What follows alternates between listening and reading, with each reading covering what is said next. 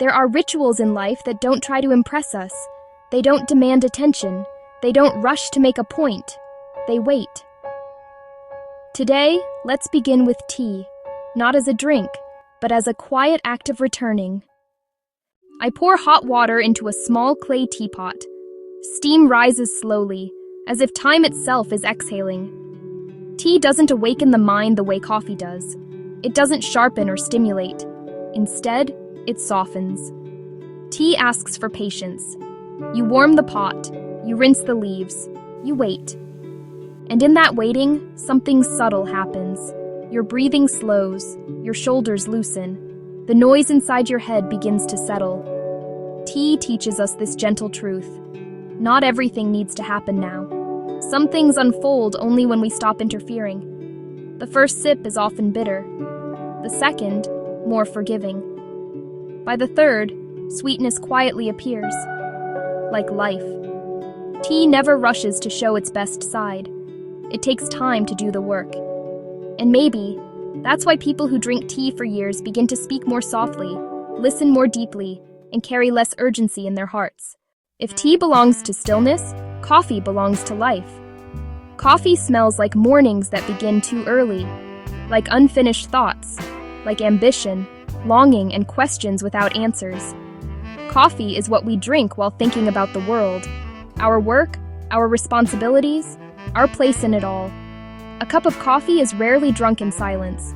It is shared with plans, worries, conversations, and deadlines. Coffee keeps us awake. But sometimes, it also keeps us restless. We drink coffee to move forward, to do more, to become something. And yet, there comes a moment, usually later in life, when even coffee begins to taste different. Not worse, just quieter. We stop drinking it to chase the day. We drink it to sit with it, to look out a window, to watch people pass, to let thoughts come and go without needing to act on them. Coffee then becomes less about productivity and more about presence. Somewhere between tea and coffee is where life begins to slow down. Between stillness and movement, between acceptance and effort. Slowing down doesn't mean giving up. It doesn't mean escaping life or rejecting ambition. It means choosing where our energy goes. It means understanding that not every invitation deserves our presence. Not every opinion needs our response.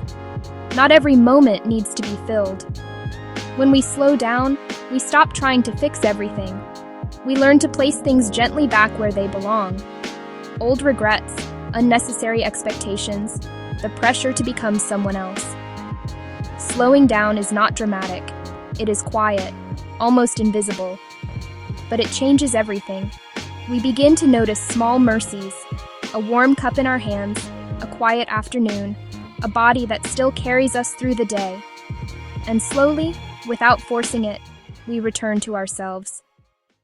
There is a moment in everyone's life when chasing becomes tiring, when proving feels unnecessary, when noise loses its appeal.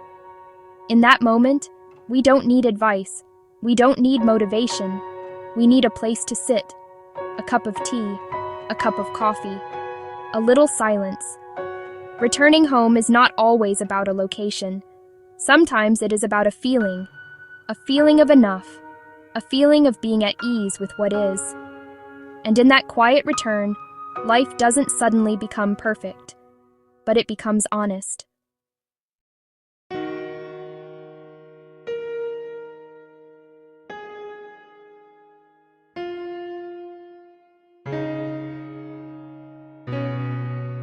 Maybe peace doesn't come from changing our lives.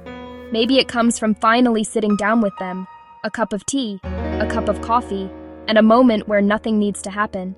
This is Stories Over Coffee. Thank you for slowing down with me.